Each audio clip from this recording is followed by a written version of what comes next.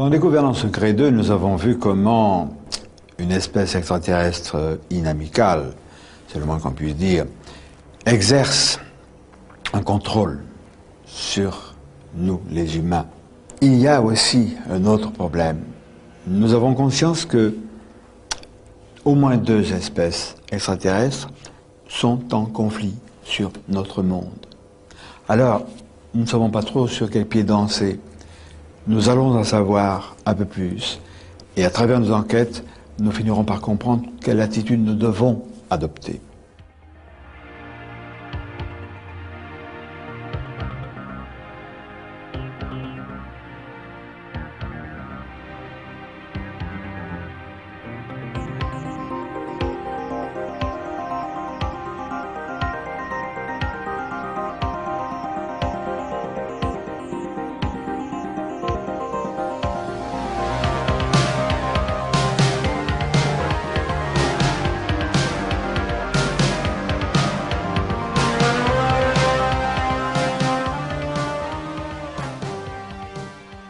Les contacts peuvent être uniquement visuels.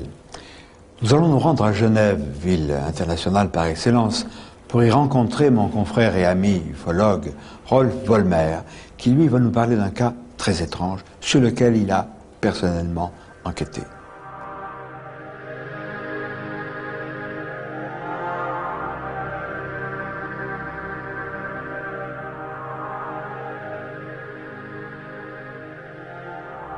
Rolf Vollmer, tu es à la tête d'un groupe qui s'appelle FEMIS. Alors nous avons ce groupe ici à Genève depuis plus d'une vingtaine d'années.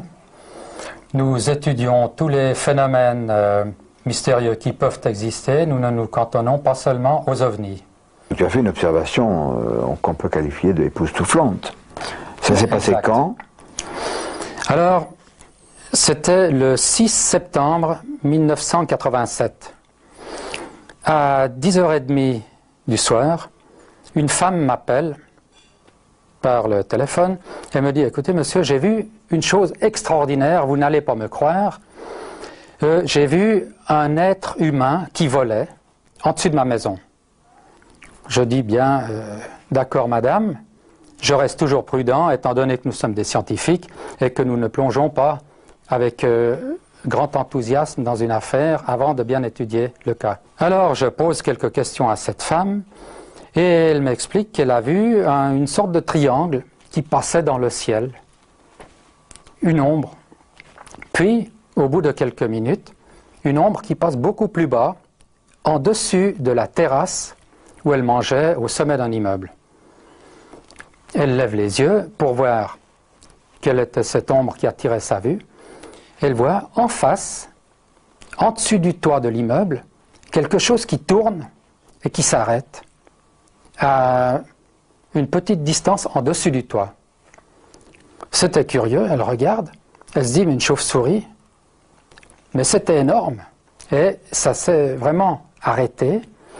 La chose étrange, c'est comme redressé.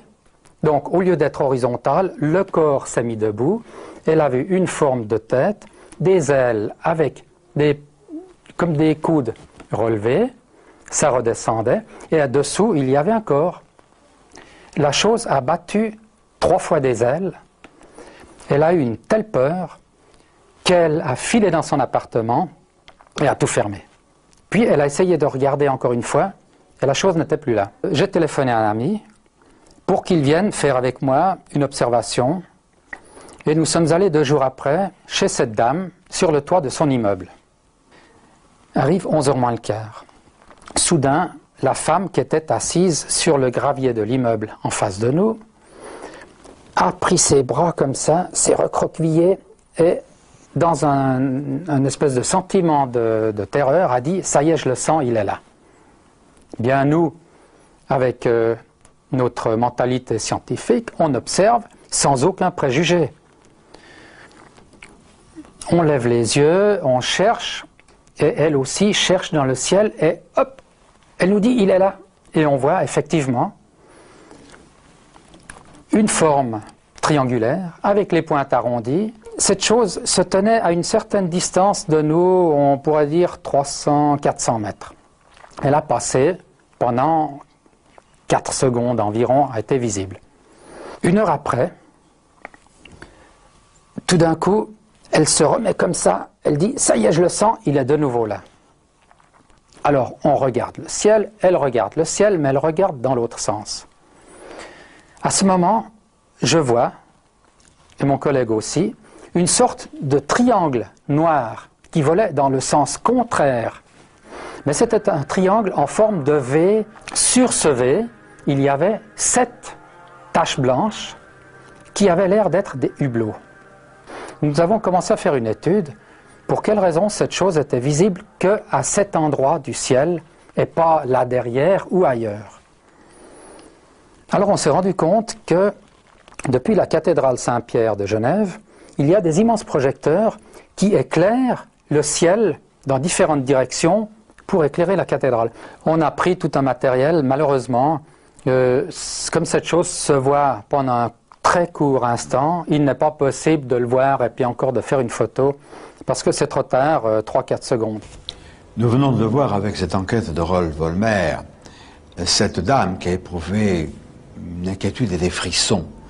Je pense que c'est pas parce qu'elle avait froid, c'est parce qu'il y a eu un influx psychique, un contact, une injonction peut-être, qui a déclenché chez elle cette réaction épidermique.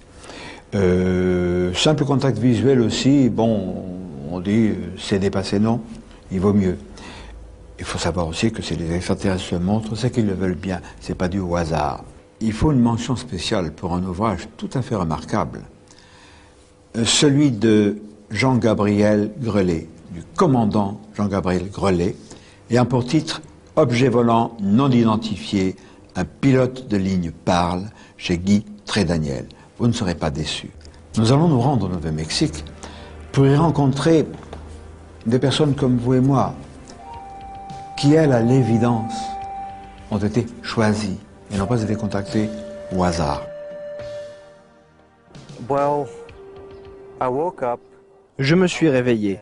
J'étais couché sur mon côté droit et je ne pouvais pas bouger. J'ai pu bouger un tout petit peu ma tête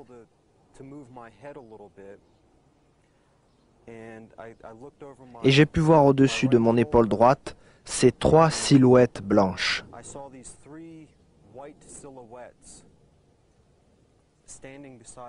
Elles étaient debout à côté de mon lit avec leurs bras tendus. Elles étaient à côté de mon corps mais ne le touchaient pas. J'ai eu très peur à ce moment-là. Je ne pouvais pas crier. J'ai essayé, mais je ne pouvais pas bouger.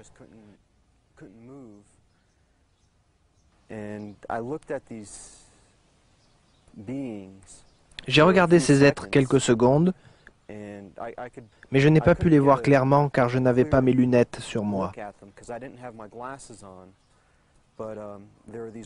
Ces 3 silhouettes n'étaient pas si hautes que ça, puisque je ne regardais pas vers le haut pour les voir, mais juste sur le côté alors que j'étais couché. Il m'est apparu qu'elles avaient de grands bras, mais je n'ai pas vu de doigts ou de choses comme ça.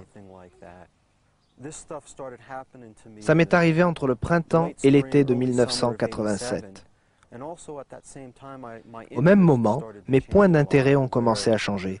Je suis devenu plus intéressé par la nature, apprendre comment survivre. J'ai voulu apprendre les arts martiaux.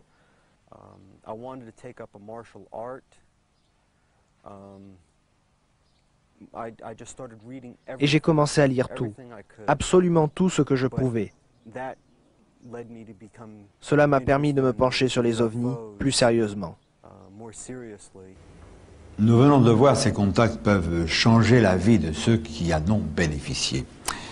Peter Lemon, lui, nous a expliqué qu'il était convaincu de la réalité des extraterrestres, c'est évident, mais aussi que l'influence qu'il a subie a fait de lui, sinon un ambassadeur, du moins un propagandiste de la réalité objective des extraterrestres et de leurs engins qui nous visitent. Pour nous convaincre aussi, il faut écouter cette jeune femme, Gail.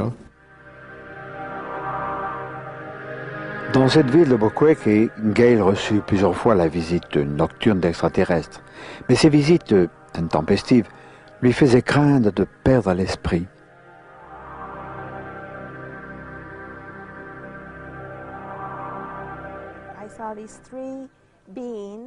J'ai vu ces 3 êtres ou extraterrestres devant mon lit. Je n'avais aucune idée de ce qu'ils étaient et ils me regardaient. Ils avaient de très grands yeux en forme d'amande, des yeux très noirs.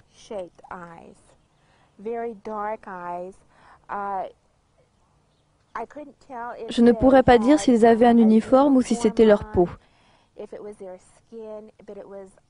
Mais c'était d'une texture blanche argentée.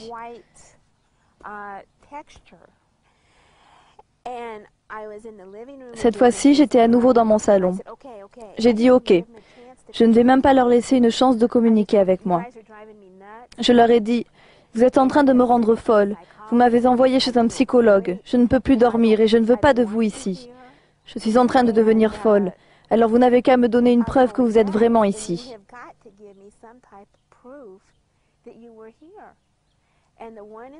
Alors celui du milieu m'a dit qu'à 2 semaines de ce jour, il y aurait une mutilation de bétail dans le nord de cet État. Et ce serait alors ma preuve. Dans 2 semaines, à partir de ce jour. J'ai dit OK, et ils ont comme parlé entre eux. Et la chose suivante dont je me rappelle, c'est que je suis retournée dans le lit, j'ai commencé à rêver, et le lendemain, je me suis réveillée, j'ai pensé, oh mon Dieu, je ne pouvais pas croire qu'ils soient revenus.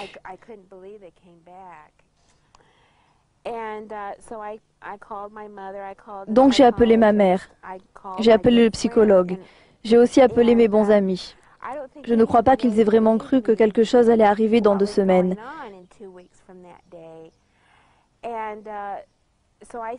Donc j'ai dit, marquez sur vos calendriers, marquez sur vos calendriers, et on verra si ça arrive.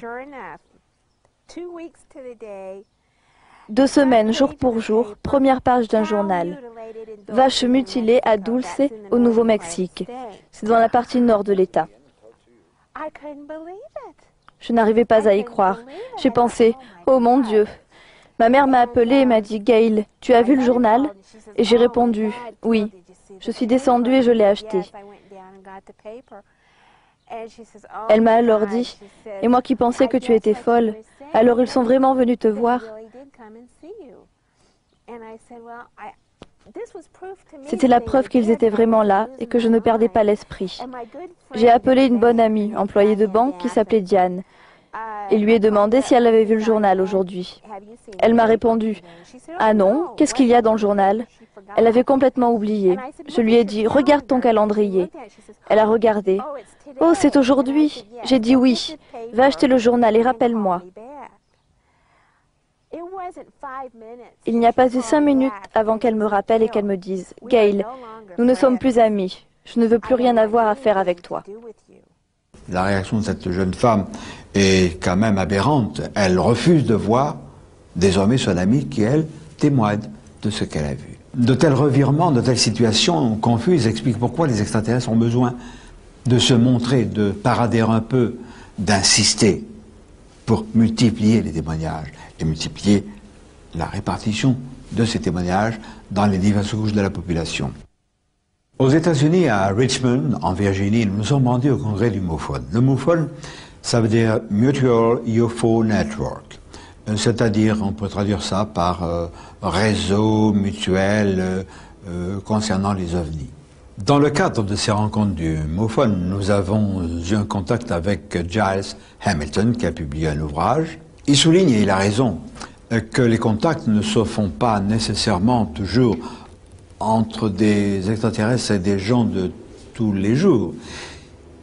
Il est question d'une rencontre avec une personnalité considérable puisqu'il s'agit d'un pape. Alors, je voudrais attirer votre attention quand vous allez voir tout à l'heure apparaître sur l'écran Giles Hamilton. Remarquez, il a un bolo. Son bolo représente une tête stylisée de gris, de short grays. Alors, sachez aussi qu'aux États-Unis, c'est rentré dans les mœurs. Tout le monde parle des gris. Ils apparaissent sur les t-shirts, sur des autocollants, sur des sortes de pins, sur des porte-clés, sur des sacs. C'est une invasion beaucoup plus pacifique que celle de leur base. Mais écoutons Giles Hamilton.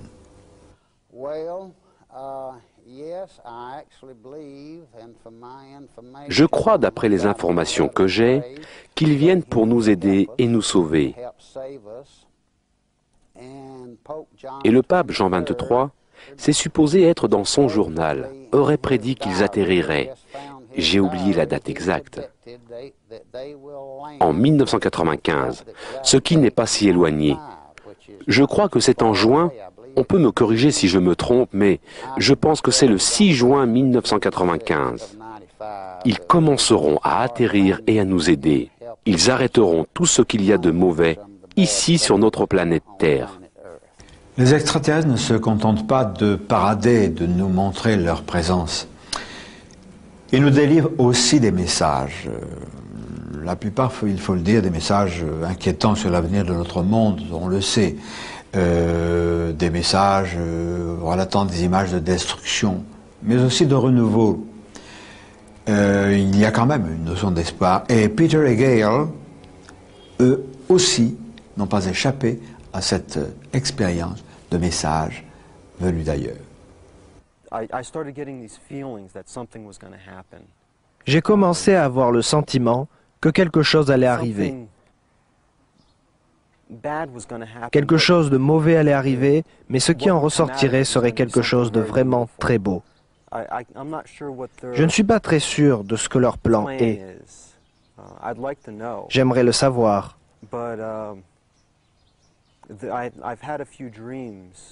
Mais j'ai eu quelques rêves avec ces êtres. Vous savez, les typiques gris d'1,20 m avec les grands yeux. Et notamment dans un rêve, j'ai essayé de marcher derrière eux pour frapper la tête de l'un d'entre eux avec un marteau. Et alors je me suis réveillé, paralysé, dans mon lit.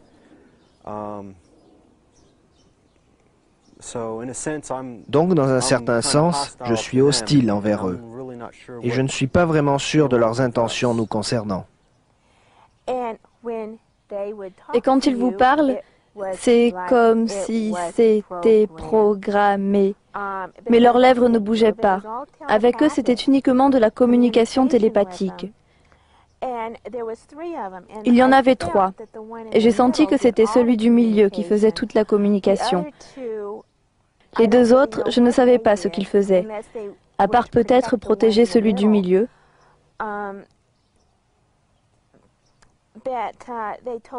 Ils m'ont dit des tas de choses. Ils m'ont dit que la Lune, notre Lune, a été placée là pour l'aventure humaine et pour acquérir un meilleur savoir dans le domaine des voyages dans l'espace. De plus, ils ont une base là-haut, depuis des années et des années. Ils m'ont dit que je me devais de penser à eux comme à des ancêtres, d'une certaine façon. Ils m'ont dit qu'ils nous avaient mis ici sur la Terre pour progresser et prospérer. Il y a quelqu'un qui m'a fait faire une régression hypnotique ici, à Albuquerque. C'était il y a 6 ans. Au cours de cette régression, il a été évident que j'avais été emmenée dans un vaisseau. Cela car je me suis rappelé avoir regardé vers le bas, en direction de notre planète. J'ai pu voir des sortes d'explosions dessus. Et puis il y a eu comme si un rideau la recouvrait. Mais le rideau s'en va, et c'est splendide à nouveau. C'est une planète magnifique, sans pollution. Nous avons peut-être une certaine réticence à admettre ces extraterrestres un peu paternalistes qui ont guidé nos premiers pas. Moi, ça ne me choque pas. Il y a déjà longtemps, quand j'écrivais Les soucoupes volantes bien dans notre monde, que dans le documentaire, j'ai abordé les domaines de l'histoire très ancienne, dans la proto-histoire, il en est question, et ils étaient paternalistes, c'est vrai. Il y a eu des problèmes également graves d'hostilité entre des espèces qui se trouvaient sur la Terre. Je crois que c'était probablement pour notre bien. Ce guidage continue de nos jours. D'ailleurs, dans les Gouvernants secrets 1, nous avons présenté les messages à caractère scientifique des Oummites. Mais dans certains cas, Les extraterrestres utilisent la télépathie pour nous transmettre leur savoir. Robin Andrews Quayle et Carol Dennis travaillent sur ce phénomène étonnant. Il s'agit de personnes qui ont des contacts avec les extraterrestres. Le plus souvent, cela commence lorsqu'ils sont de jeunes enfants. Ils ont un contact et très souvent, après ce contact, leur QI se développe et parfois il double. Parfois même, le QI est tellement élevé qu'il ne peut même pas être mesuré. Puis au fur et à mesure qu'ils grandissent, ces gens obtiennent des informations très avancées d'un très haut niveau technique, des informations sur les nouvelles énergies ou sur l'énergie libre. Toutes sortes de technologies qui vont nous révolutionner. La colorologie est l'étude de la science des couleurs, c'est-à-dire la façon dont vous réagissez aux couleurs physiquement et émotivement. J'ai reçu ces informations par la communication télépathique en 1987. Ce que je fais, c'est qu'à partir d'une approche scientifique simplifiée, je vous aide à comprendre la science qu'il y a derrière votre manière d'agir et alors vous pouvez pratiquement l'appliquer à votre vie. Vous voyez, Carol est elle-même l'une de ces personnes, prodiges, contactées télépathiquement. Ces gens ont parfois la sensation qu'ils sont investis d'une mission pour aider la planète dans ces temps de difficultés que nous avons l'air de tous connaître.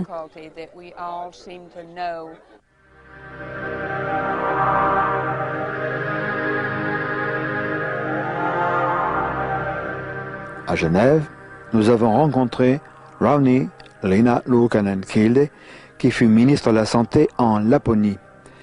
Elle aussi, après avoir été contactée, s'est sentie chargée d'une mission. Tout a commencé en 1985 lors d'une conférence sur la parapsychologie. Ce qui est intéressant, c'est que j'ai rencontré un docteur qui prétendait voyager en ovni. J'ai dit « Je ne peux pas vous croire ». Alors je l'ai défié. Si c'est vrai, emmenez-moi avec vous. Après tout, je suis l'une de vos collègues. Il m'a demandé où je vivais et je lui ai répondu que je vivais en Laponie, dans le cercle arctique, en Finlande, et qu'il y avait un endroit parfait pour atterrir à côté de ma maison, que les Laponais n'ont jamais rien vu. Et donc, ils ne seront pas surpris. Il m'a répondu qu'il devait demander la permission. 2 mois passent et j'étais en train de lire un livre avec une amie dont le titre était « Premier contact ». Je lisais un petit poème et en regardant par la fenêtre, j'ai vu à une centaine de mètres de nous un ovni qui planait à une centaine de mètres de hauteur. Ce qui m'a le plus surpris, c'est que toutes les deux nous avons complètement paniqué. Une panique totalement hystérique. Je me rendais compte que j'étais confrontée à des dimensions que je ne maîtrisais pas. Tout ce que j'ai pu dire, c'est « S'il vous plaît, ne venez pas ». C'est resté immobile une quinzaine de minutes et il est parti en s'envolant. Bien sûr, on a expliqué ça comme tout le monde. C'était la lune ou quelque chose comme ça. Le lendemain matin, j'ai lu les journaux Lapon. Une centaine de personnes avaient vu cet ovni ou une lumière. Des jours ont passé et les forces aériennes de la Laponie ont dit qu'il s'agissait d'une fusée soviétique. Fusée qui serait restée 15 minutes en face de moi pour me dire « hello » et qui aurait ensuite continué. Alors j'ai su que c'était un ovni. Mais je ne savais pas que cette fois-ci j'avais été enlevée. C'est apparu 3 ans plus tard quand j'ai été hypnotisée. Ça a été une surprise complète pour moi et c'est pourquoi je sais qu'il y a beaucoup de contactés qui ont été enlevés et qui ne le savent pas. Rauni, pouvez-vous nous raconter votre étrange accident? Oui, j'ai eu d'incroyables expériences où les extraterrestres ont sauvé ma vie 3 fois. Une fois en 1985, je conduisais ma voiture et j'ai été percutée par un car. Ma voiture était complètement brisée et moi de même. Après une demi-heure d'inconscience, j'ai ouvert les yeux et j'ai vu une petite entité, une sorte de silhouette brune. Je ne pouvais pas dire qu'il s'agissait d'un mâle ou d'une femelle. Elle me faisait des mouvements de guérison au-dessus de mon foie. Et après, j'ai découvert que mon foie saignait, que j'avais été touchée durement. Personne d'autre ne l'a vu. J'ai cru au départ que c'était quelqu'un, mais on m'a dit non. Il n'y a personne d'autre quand j'ai demandé qu'on l'emmène dans l'ambulance. Une autre fois, je conduisais seule une voiture en Laponie, quand un élan a sauté depuis la forêt en direction de ma voiture. J'ai alors pensé c'est la mort.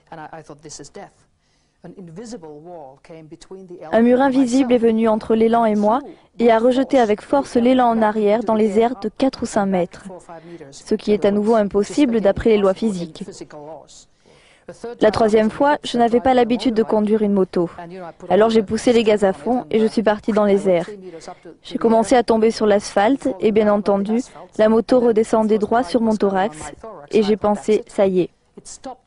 Elle s'est arrêtée dans les airs, a fait un tournant à 90 degrés et s'est écrasée à côté de moi. Donc, on m'a sauvé la vie 3 fois d'une mort certaine.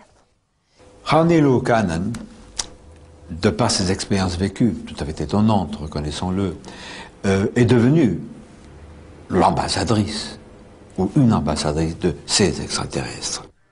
Ses conférences à travers le monde et les nombreux articles de presse qui lui sont consacrés démontrent son évidente détermination.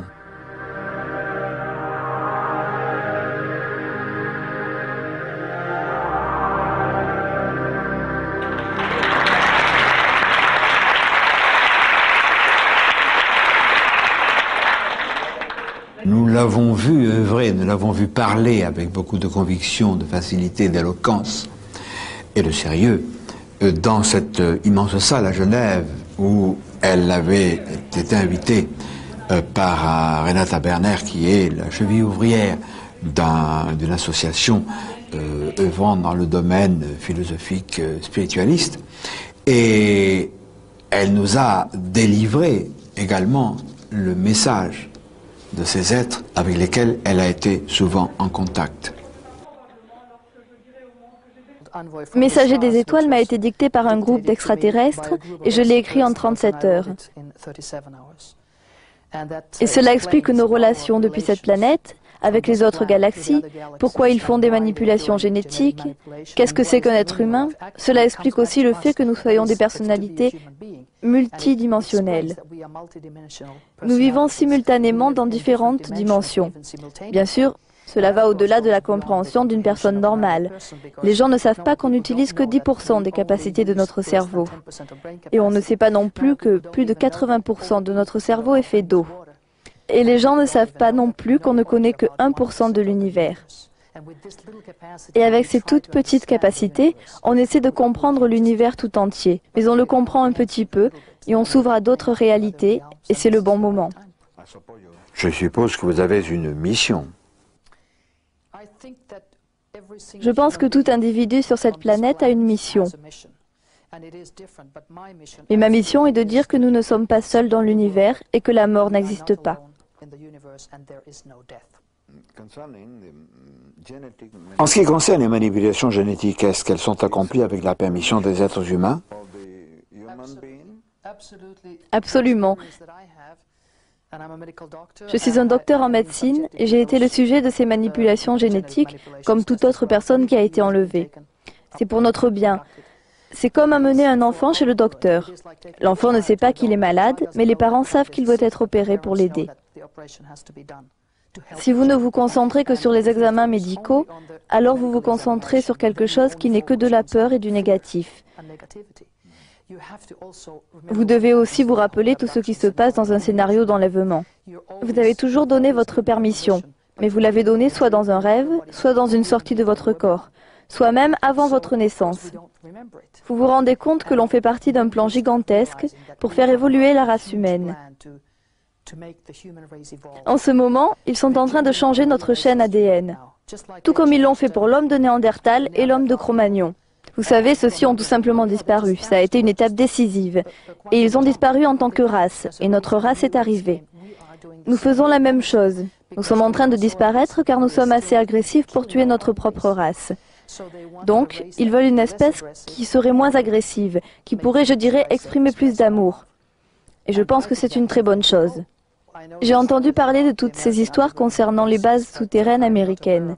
Je ne suis pas très au courant de celles-ci, mais j'ai fait de l'hypnose sur des gens. Et j'ai des amis qui ont eu des rencontres rapprochées, même parfois moins de 10 mètres. Ils ont vu l'OVNI et leurs occupants. Et sous hypnose, il apparaît qu'ils ont été emmenés dans des bases souterraines. Mais ils ont vécu cela de façon positive, et pas négativement, comme le dit la propagande américaine. Il y a sur notre planète des braves gens et des canailles.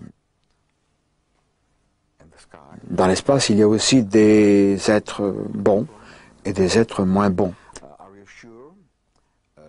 Êtes-vous certaine que vos multiples rencontres se firent avec des personnes ayant de bonnes intentions? J'en suis absolument sûre, car votre propre énergie attire ce que vous envoyez. Si je suis négative, je vais recevoir du négatif. Si je suis positive, je recevrai du positif. Et toutes mes expériences personnelles sont positives. Et je pense que les gens font beaucoup d'erreurs quand ils vivent négativement une rencontre rapprochée. Car en fait, il s'agit de leur propre peur. On les voit comme des monstres car ils ont l'air différents, et nous n'aimons pas tout ce qui est différent. Nous ne pouvons pas comprendre qu'un extraterrestre qui a l'air aussi différent qu'un animal est en fait un être qui est beaucoup plus intelligent que nous le sommes. Que c'est un être qui est beaucoup plus moral que nous le sommes. C'est un être qui a plus d'amour que nous n'en avons. On ne fait attention qu'à l'extérieur et c'est cela qu'il faut changer. Il faut que l'on se concentre sur l'énergie, sur l'âme. Et quand on fera ça, on ne verra plus le corps, la manifestation. Nous avons à apprendre. Nous sommes une espèce très primitive dans l'univers, malheureusement. Mais on apprend, on est comme les enfants. On est au jardin d'enfants. Rani Luukkanen est sincère, c'est sûr. De même que nous sommes sûrs qu'il existe des extraterrestres positifs, ceux qu'elle a rencontrés. Cependant, il existe aussi des extraterrestres négatifs, les gris par exemple. Dans Rani nous dit que si nous avons avec eux des épreuves, c'est pour notre bien, pour qu'on évolue. Je n'y crois pas du tout. Je crois à tout ce qu'a dit Rani. Elle l'a vécu. C'est son expérience, c'est une expérience. Mais les gris, c'est autre chose. Et je crois qu'il faut être prudent. Il existe des bons, il existe des mauvais. Comme sur la Terre, il y a de braves gens, et puis il y a des canailles. Alors, soyons prudents. Et nous allons écouter Vladimir Terziski, que nous avons rencontré aux États-Unis, au Congrès du Mophone, à Richmond, en Virginie, qui lui va nous parler, entre autres, des Illuminati. Nous, en Europe, nous disons les Illuminés de Bavière. Une société secrète, au moins discrète, fondée au XVIIIe siècle, donc en Europe. Les historiens des sociétés initiatiques ou secrètes, du moins certains d'entre eux, semblent vouloir minimiser l'importance de ces Illuminati, qui ne sont pas très clairs. Je pourrais même dire, semble-t-il, que derrière eux, il y a quelque chose d'extrêmement sombre, pour ne pas dire noir. Alors écoutons Vladimir Terziski. J'ai une formation d'ingénieur et de physicien. J'ai une licence de physique et une maîtrise d'électronique de l'université de Tokai à Tokyo. J'ai été fasciné par les engins volants et l'antigravitation. Et de là, je me suis intéressé aux ovnis. Il y a des rumeurs persistantes selon lesquelles le sous-marin Nautilus, décrit par Jules Verne, serait un projet secret des Illuminati. Ça aurait été le premier engin sous-marin qui aurait utilisé un système de propulsion très avancé. Il y a des rapports selon lesquels les aéronefs fantômes des États-Unis au XVIe, XVIIe et XVIIIe seraient les premières expériences de navigation aérienne des Illuminati. C'étaient des dirigeables. Les dirigeables combinant l'antigravité ou l'énergie nucléaire ou l'énergie libre. Vous croyez qu'ils ont obtenu une formation technique de la part des extraterrestres? Mon impression est la suivante. À la façon dont je conçois l'administration de l'univers et comment les espèces avancées aident et éduquent les espèces inférieures, c'est-à-dire les civilisations qui sont derrière eux dans l'évolution, est que cela se fait le plus souvent en créant des sociétés secrètes.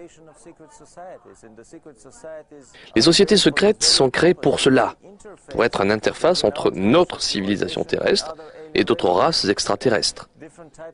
Et différentes sociétés secrètes ont affaire avec différentes races d'extraterrestres. Je suis très intéressé par la technologie avancée qu'ont développée les Illuminati. Ils ont voyagé en soucoupe durant ce siècle. Des histoires relatent qu'ils ont atterri sur la Lune entre le XVIIIe et le XIXe siècle en combinant des fusées antigravitationnelles et des soucoupes. Les Illuminati américains auraient eu des soucoupes très avancées avant la Deuxième Guerre mondiale. Ce qu'on voit dans Star Trek n'est pas la science-fiction. C'est un projet secret des Illuminati. La fondation Rockefeller a construit des soucoupes propulsées par énergie nucléaire pendant plus de 50 ans. La fondation Rockefeller, voilà qui nous rappelle la sinistre trilatérale dont nous avons parlé dans les gouvernements secrets numéro 2. La trilatérale et Rockefeller, c'est quelque chose d'extrêmement important parce que cette organisation, cette pieuvre gigantesque, a coquiné, complice des CFR, le Conseil des Relations étrangères, toujours contrôlé par Rockefeller, et par les Bilderberg en Europe, c'est tout la même bande. Ces organismes trilatéraux, CFR et Bilderberg, sont en connexion directe ou indirecte avec le MJ12, le gouvernement secret de notre planète, et à l'étage inférieur se terrent les gris. L'ennui, c'est que, nous l'avons vu, il y a des extraterrestres bons, d'autres qui ne le sont pas, etc. Il y a des traîtres à l'espèce humaine qui pactisent avec eux, qui manipulent qui et pourquoi. Ça me rappelle un peu la dernière guerre à laquelle j'ai hélas participé, où il y avait les nazis et des salopards de Français qui collaboraient avec eux. C'était les collaboraux, ceux que j'appelle aujourd'hui des traîtres à l'espèce humaine, car ils ne collaborent pas avec un ennemi terrestre, ils collaborent avec d'autres. Puis il y a ceux qui s'en foutent de la collaboration, il y a ceux qui s'intéressent au business. Et alors nous avons des individus qui jouent les envoyés, non pas du Seigneur, mais qui, sous couvert de contacts, de rencontres, voire de repas avec la Vierge Marie, avec Mahomet, avec Moïse, etc. Moi, j'ai des relations, ce ne sont pas les mêmes. À la faveur de ces rencontres guidées par des extraterrestres dont ils sont les messagers, organisent des partous et font participer les enfants. Alors là, j'espère qu'un jour, la justice descendra sur la terre et qu'on s'occupera d'eux. Laissons cette racaille, laissons cette pourriture. Revenons aux sources. Et les sources, au moins des contacts, à notre époque moderne, c'est George Adamski, aux États-Unis, en 1951.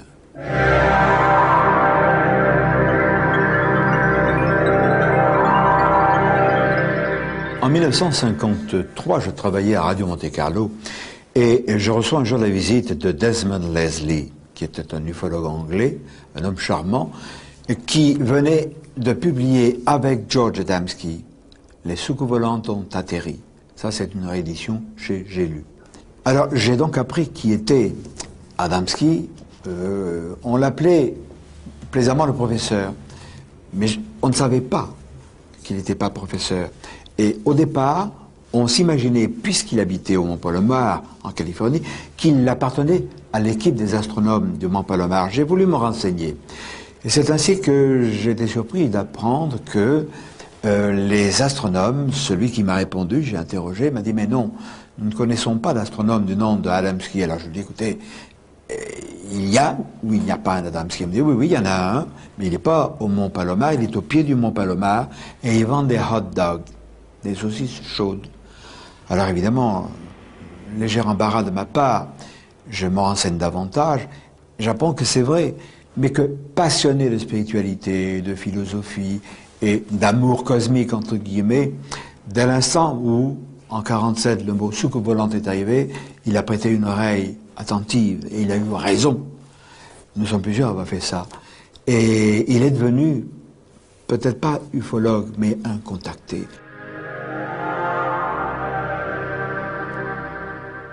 Imaginons cet homme qui, de par son amour cosmique, voyait des frères de l'espace un peu partout, qui voit un engin atterrir, qu'il envoie sortir un individu, jeune d'apparence, grand, bien bâti, avec de longs cheveux blonds, un spacesuit, un vêtement collant, et des guêtres rouges, puisque ça ressemblait un peu à un vêtement, à un pantalon de golf.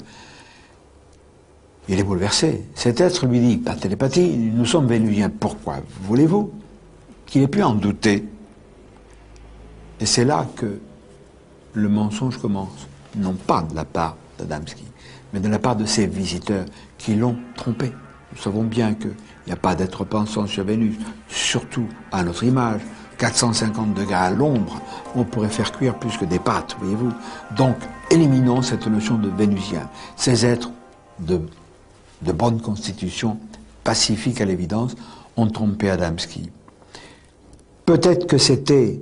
Moi, je me rappelle toujours quand il y a des histoires de contact avec quelque chose qui embarrasse, une chose étonnante que cette jeune femme que j'appelle Manuela, dans certains de mes bouquins, qui me renseigne sur ce qui se passe au Brésil, elle m'a dit, n'oublie jamais que dans les grands cas de contact, de rencontres troisième type et autres, il y a 9 ans sur 10 le germe de sa propre autodestruction. Et l'autodestruction du cas Adamski, c'est l'histoire de Vénusien qui ne tenait pas debout. Donc, il y a eu manipulation d'Adamski par les extraterrestres. Et puis après, évidemment, la sourde oreille des autorités, etc., etc. Mais son cas est vrai.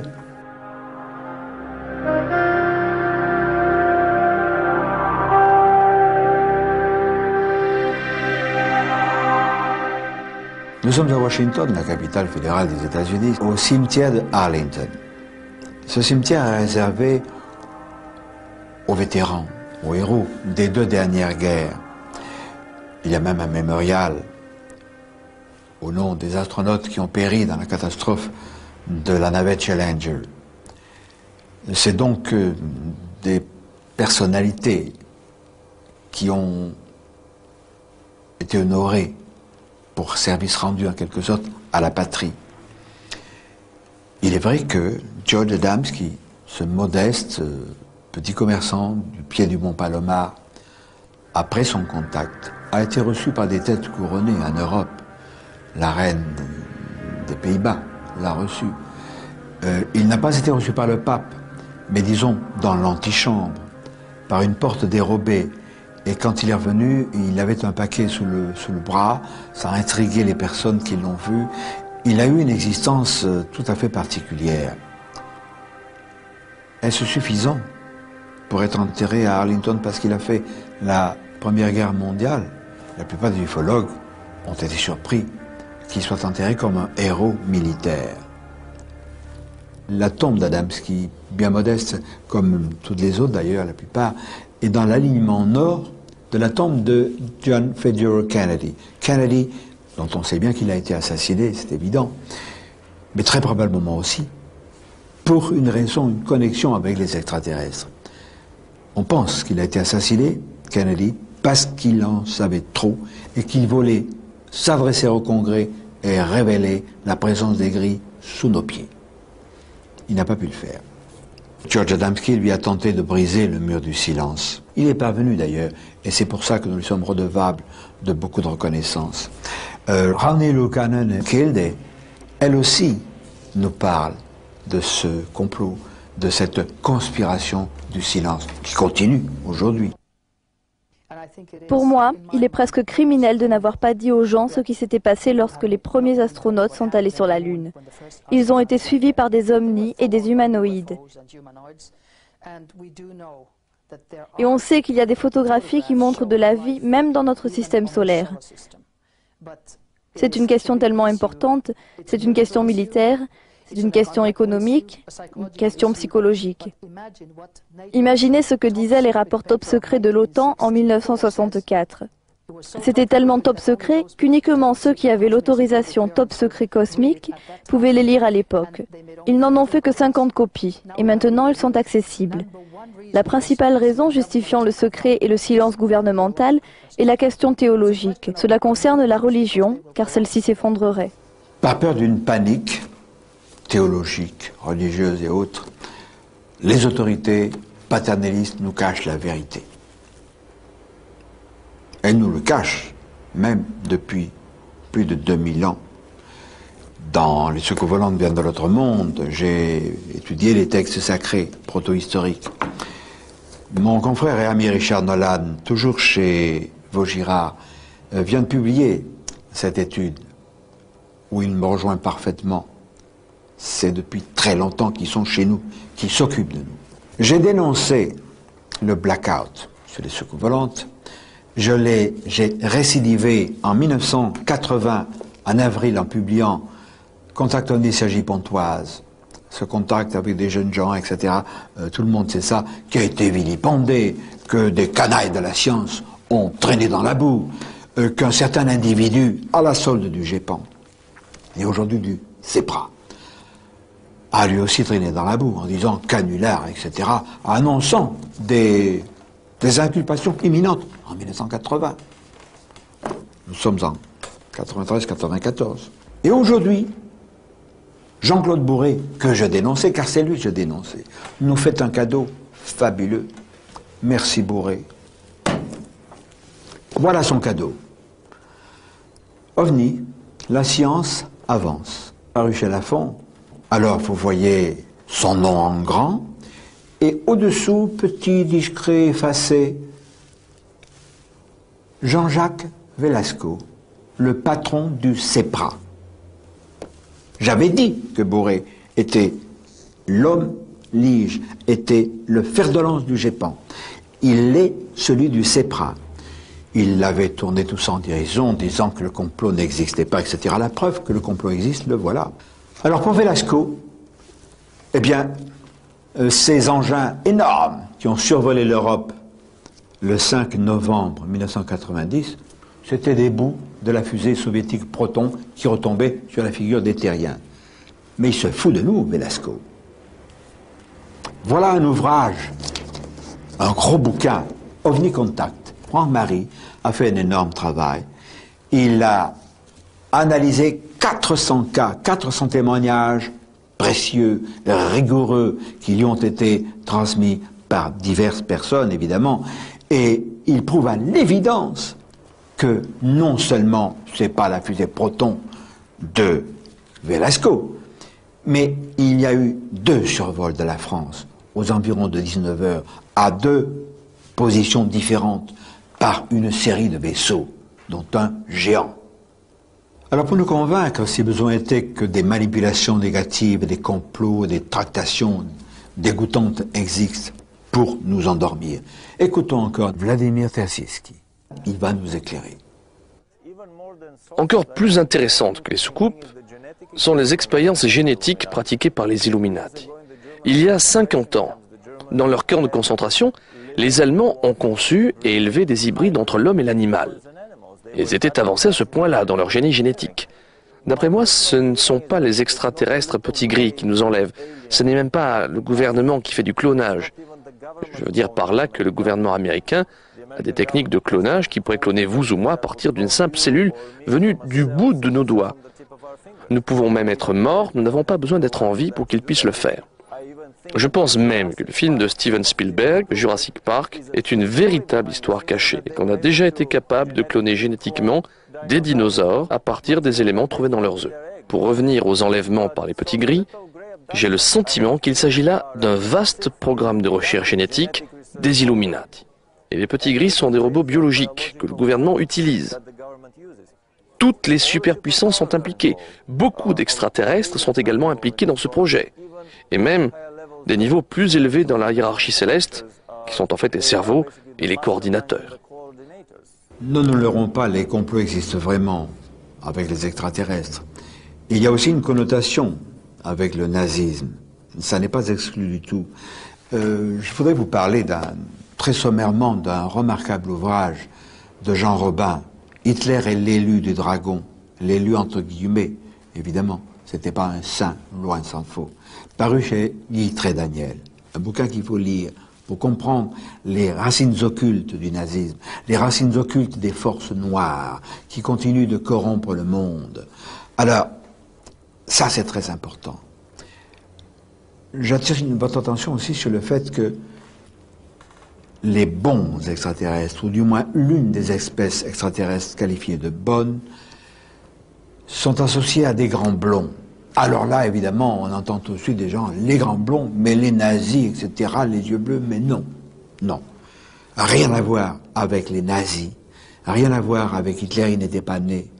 C'est au siècle dernier qu'Elena Petrovna Blavatsky, dans son ouvrage monumental en 6 volumes, La doctrine secrète, et en particulier dans le 3e, nous a parlé des grands blonds.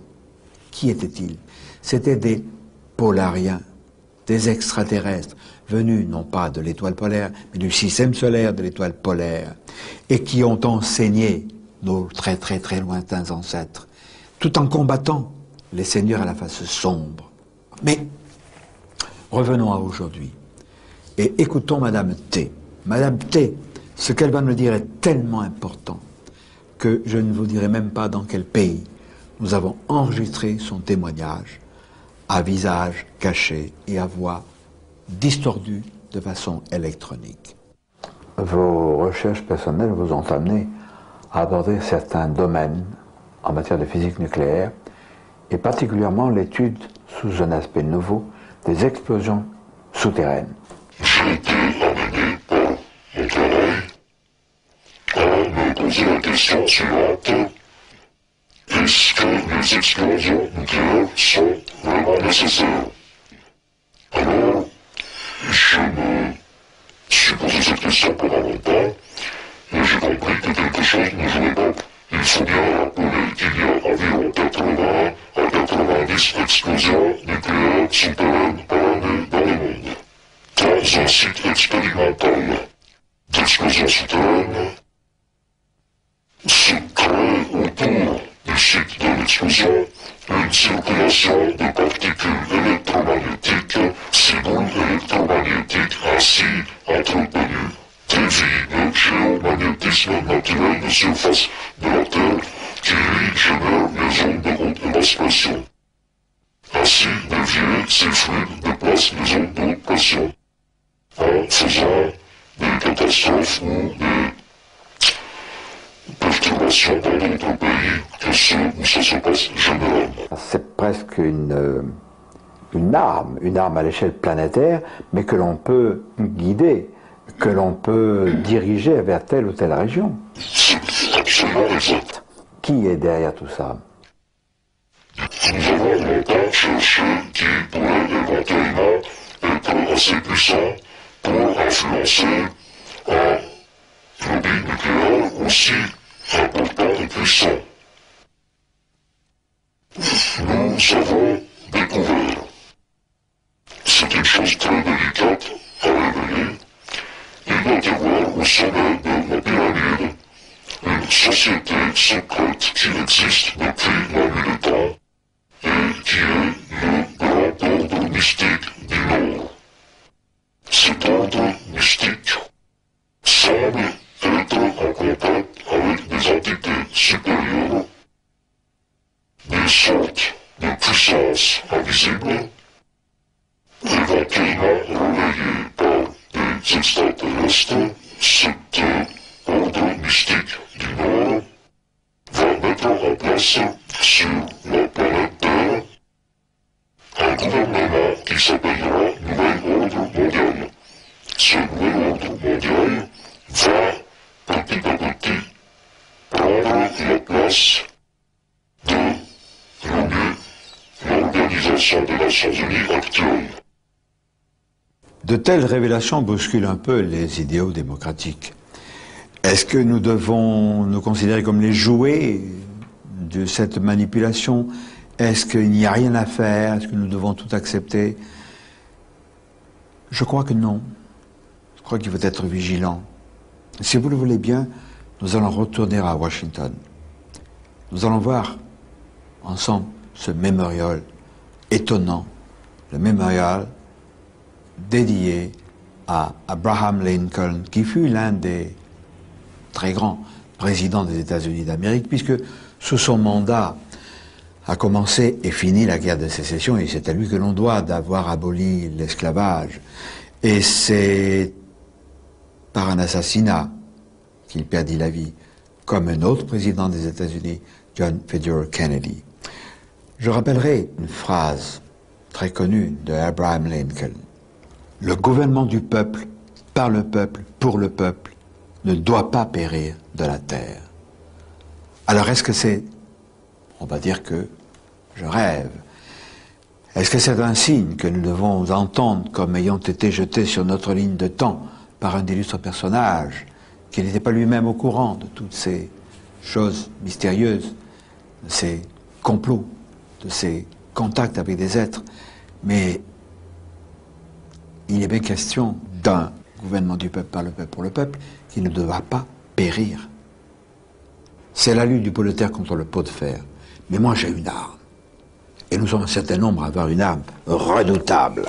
C'est ça, voyez-vous, la faculté d'écrire. Et quand je divulgue une information importante, elle est déjà sous clé, en bonne position dans 2 endroits en France, je l'ai dit dans le premier vidéocassette, et dans 5 pays étrangers. Je peux révéler l'un de ceux qui détenaient ces informations, c'était mon ami André Georget à Clermont-Ferrand, un homme remarquable qui est mort depuis peu de temps. Il l'écrivait dans la revue Prisme, et cette cassette lui est dédiée.